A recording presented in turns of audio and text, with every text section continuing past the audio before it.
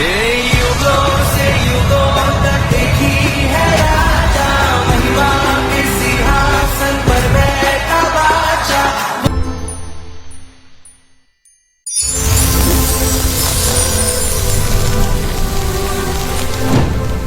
मेरा विश्वास है कि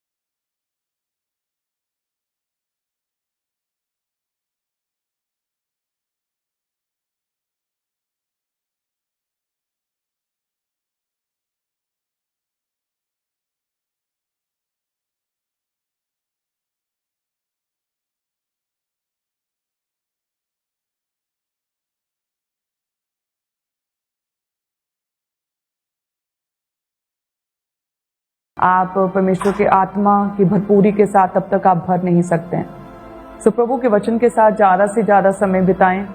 डेली हर रोज़ पर्सनल टाइम बाइबल रीडिंग को दें। हर रोज़ प्रभु के वचन को पढ़ें।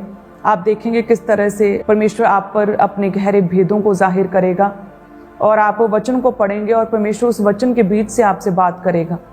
आपके जीवन में जो भी शंकाएं हैं, जो कन्फ्यूजन्स हैं, उसके विषय में परमेश्वर उस वचन के द्वारा आपसे बात करेगा, आपको सल्यूशन देगा।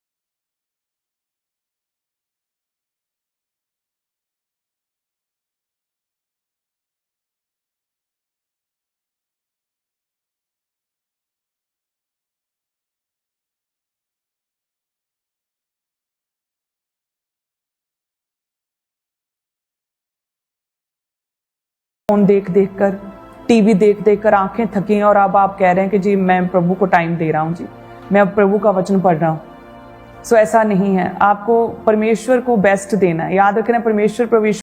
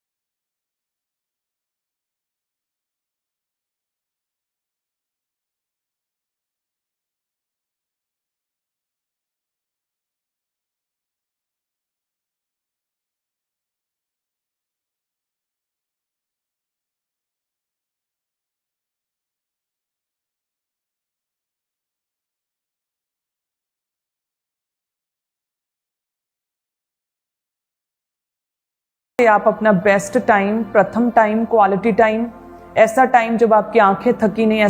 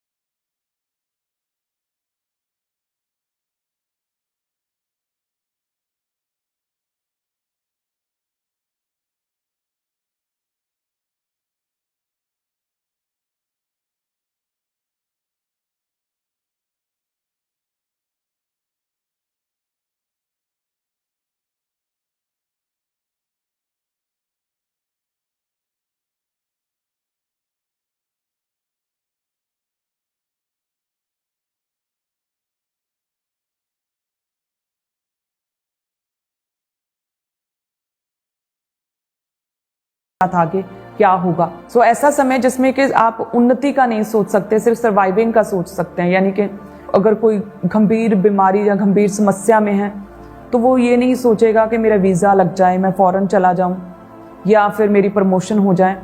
उस समय उस बीमारी के हालात में वो व्यक्ति यही सोचेगा कि मैं इस बीमारी से किसी तरह से वापस आ जाऊं, किसी तरह से ये मेरी बीमारी क्योर हो जाए, किसी तरह से ये बीमारी ठीक हो जाए, मैं हील हो जाऊं। सो उसी तरह से वो बीमारी की सिचुएशन, वो जंगली स्थान जिसमें कि एक व्यक्ति अपनी उन्नति का, अपनी तरक्की का नहीं सोच सकता, वो कोई जंगल में फंसा हो तो सिर्फ अपनी सर्वाइविंग का सोचेगा कि मैं किस तरह से सर्वाइव करूं, मैं किस तरह से यहाँ पे रात काटूं और मैं अपना रास्ता ढूंढूं और इस समस्या से, इस जंगल से बाहर निकलूं। सो ऐसी सिचुएशन में जो लोग फंसे हुए हैं उनके लिए परमेश्वर कहते हैं कि बस वफादारी के साथ मेरे साथ चलते रहो, वफादारी के साथ बने रहो, क्योंकि ये दुख का समय, ये पीड़ा का समय, ये कितना लंबा खिंचेगा ये आप पर डिपेंड करता, आप पर निर्भर करता है। जितना जल्दी आप अपने आप को तैयार करेंगे, जितना जल्दी साइलेंट टाइम में आप अपने आप को बनाएंगे, अपने आप को बिल्ड करेंगे, अपनी बुरी चीज़ों को बाहर निकालेंगे, बुरी आदतों को बाहर निकालेंगे, पाप को बाहर निकालेंगे, गलत रिलेशनशिप्स को बाहर निकालेंगे, दोष लगाना बंद करेंगे, जेलसी बंद करेंगे, नशे बंद करेंगे। जितना जल्दी आप सुधरेंगे उतनी जल्दी वो जंगली टाइम, वो जंगली उजाड़ बियाबान सा समय जो है, वो दुख का समय आपकी लाइफ से दूर होगा और आप कनान तक पहुंचेंगे। हालेलुया।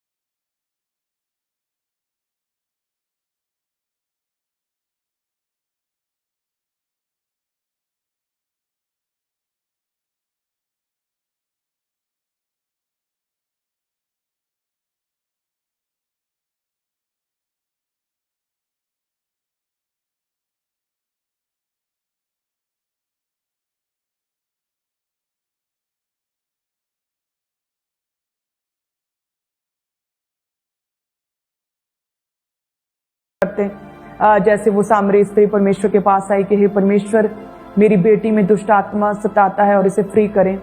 तो परमेश्वर ने उसे इग्नोर किया। परमेश्वर ने कहा कि नहीं, मैं अपने बच्चों की रोटी कुत्तों को नहीं देता। तो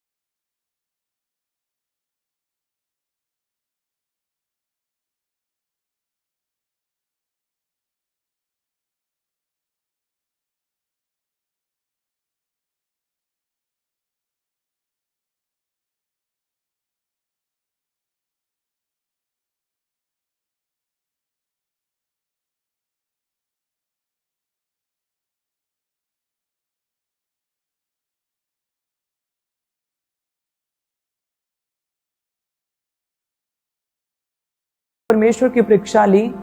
जो अविश्वास जिन लोगों ने दिखाया वो वही जंगल में नष्ट हो गए, वो वही मर गए और उनकी नेक्स्ट पीढ़ी जो थी वो कनान पहुंची। सोचिए, हालेलुया। सो ये आप पर डिपेंड करता है कि आप अपने टाइम को किस तरह से लेते हैं। आप इस साइलेंट टाइम को एक गोल्डन अपॉर्चुनिटी की तरह लेते हैं और प्रभु का जय जयकार करते हैं और प्रभु की वर्शिप करते हैं और परमेश्वर की उपस्थिति में जाते हैं, या फिर आपके पास इजराइलियों का तो फिर एग्जाम्पल और उनका रिजल्ट तो है ही, या फिर आप उन्हें फॉलो करना चाहते हैं। आप देखिए, प्रभु के रास्ते पर चलें, भले ही वो आपको कठिन लगे, भले ही वो तंग लगे, लेकिन उसके मंजिल पर आपको जीवन मिलेगा, प्रभु यीशु मसीह मिलेंगे, आपकी गवाही मिलेगी और आपको परमेश्वर की सच्ची शांति मिलेगी। आपको महसूस होगा कि परमेश्वर ने आपको सिर ठहरा दिया है। आप ऊंच नहीं रहेंगे, आप टॉप पर रहेंगे, हेड बनाएगा खुदावंद। हालेलुया। तो इस तरह से अपनी उस दुख के समय पर प्रभु में बने रहें। परमेश्वर छुएगा और प्रभु ब्लेस करेगा। यदि आप परमेश्वर से प्रेम करते हैं, यदि आप परमेश्वर की बाट जो होते हैं, यदि वफादारी के साथ मसीह में परमेश्वर में बने रहते हैं, तो वचन कहता है कि उससे प्रेम रखने वालों के साथ सब बातें मिलकर भलाई पैदा करती हैं। यूसुफ को देखें कि एक समय पर जब उसे परमेश्वर ने स्वप्न दिया तो उस समय वो कितना प्रसन्न हुआ, कितना खुश होगा, और उसने जब अपने भाइयों के साथ अपने स्वप्न को शेयर किया होगा, उस विजन को जो परमेश्वर ने उसे दिखाया, तो उसने ये कभी भी नहीं सोचा होगा कि उसके भाई उससे जेलसी करेंगे या उसे गड्ढे में डाल देंगे, उसे बेच देंगे। उसने ये कभी नहीं सोचा था। जब वो अपने भाइयों के पास अपने विजन को शेयर करने के लिए गया होगा, तो उसे सब कुछ बहुत आसान लग रहा होगा। उसे लग रहा होगा कि मैं सब कुछ आसानी से हो जाएगा, जो परमेश्वर का दर्शन मेरे लिए है वो पूरा हो जाएगा इजीली। लेकिन देखिए, सब कुछ उल्टा हुआ कि वो गड्ढे में डाल दिया गया। ईर्ष्या की, जेलसी की भाइयों ने। तो जब उसे गड्ढे में डाला तो वो सोच रहा होगा कि गड्ढा क्यों, प्रभु ने तो मुझे ऊंचा करने के लिए, महान बनाने के लिए प्रभु ने चुना है। ऐसा क्यों, गड्ढे में क्यों गिरा दिया गया हूं, बेच क्यों दिया गया हूं, पोतीपर के घर में क्यों गया हूं, जेल में क्यों डाला गया हूं, दोष क्यों लग रहे हैं। लेकिन वचन कहता है कि सब बातें मिलकर भलाई को पैदा करती हैं जो परमेश्वर से प्रेम रखते हैं। यदि वो गड्ढे में ना डाला जाता, भाइयों को वो अपना विजन शेयर करता, तो और भाई जो उसे स्वीकार कर लेते तो वो वहीं पर रह जाता, वो राष्ट्रों को बचाने वाला ना बनता। यदि वो बेचा ना जाता, पोतीपर के घर में ना जाता और पोतीपर के घर में उस पर दोष ना लगते, तो यदि वहां पर उस घर में पूरा वेलकम उसका होता, तो वही रह जाता और सिर्फ उस घराने का, उस घर का वो एक अधिकारी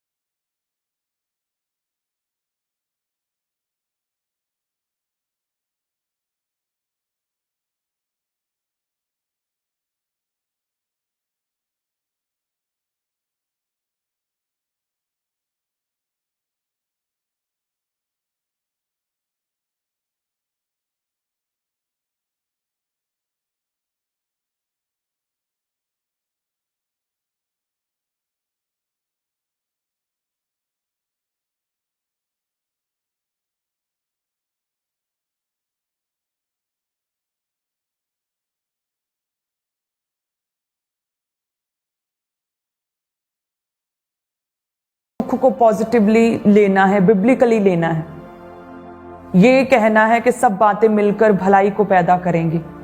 सब बातें मिलकर, जो भी हो रहा है, जो भी घटनाएं घट रही हैं, जो भी दोष लग रहे हैं, जो भी परमेश्वर की प्रतिज्ञाएं की पूर्ति में जो देरी हो रही है, जहाँ लोगों के द्वारा एक्सेप्टेंस नहीं हो रही, या फिर अनथैंकफुल लोग हैं जो आपको मिल रहे हैं, जहाँ फिर आप पर कई तरह के दोष लग रहे हैं, सो सब चीजें मिलकर भलाई को पैदा करती हैं। आपको ये कहना है कि सब बातें मिलकर भलाई को पैदा करती हैं। परमेश्वर मुझे शिफा देगा, प्रभु मुझे ब्लेस करेगा, मेरा टाइम आएगा। हालेलुया। यदि हम प्रभु के वचन में देखें, उत्पत्ति 50 और उसकी 20 आयत में जब हम पढ़ते हैं तो आप सरप्राइज्ड होंगे प्रभु के नाम में, जिसमें लिखा, यद्यपि तुम लोगों ने मेरे लिए बुराई का विचार किया था, परंतु परमेश्वर ने उसी बात में भलाई का विचार किया है। हालेलुया। क्या लिखा है कि तुम लोगों ने तो मेरे लिए बुराई का विचार किया था, परंतु परमेश्वर ने उसी बात में भलाई का विचार किया। धन्यवाद परमेश्वर। हालेलुया। सो वचन कहता है रोमियो 8:28 में, सब बातें मिलकर भलाई को पैदा करती हैं। और आपने यूसुफ की लाइफ को देखा, उसके स्ट्रगलिंग पीरियड को देखा, उसकी सर्वाइविंग स्टेजेस को देखा, डिफिकल्ट फेस को देखा, लेकिन एंड में आपने क्या देखा कि यस, वाकई में सब बातें मिलकर भलाई को पैदा करती हैं। यदि सारी ओर